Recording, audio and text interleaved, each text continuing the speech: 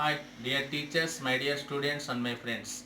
Today I would like to teach you about the future continuous tense. It is used for an action going on at some point in future.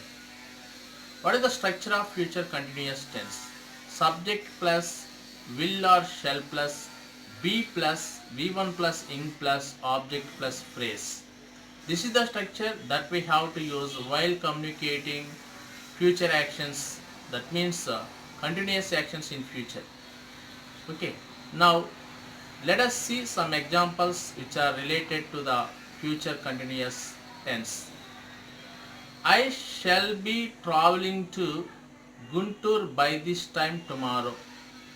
We shall be traveling to Guntur by this time tomorrow.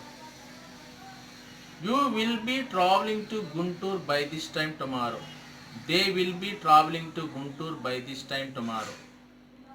He will be traveling to Guntur by this time tomorrow. She will be traveling to Guntur by this time tomorrow. It will be traveling to Guntur by this time tomorrow. They will be traveling to Guntur by this time tomorrow.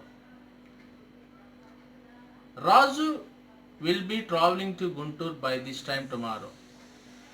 Saujanya will be traveling to Guntur by this time tomorrow.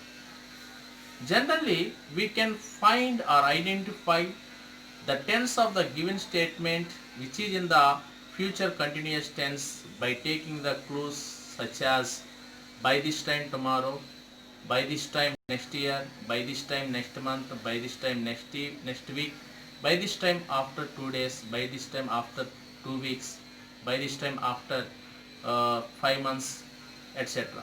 In such a way, you can take the clues in order to identify the statement which is in the future continuous tense. I hope you have understood this tense very clearly. In my next session, I shall come with some other new topic. Till then, thank you very much.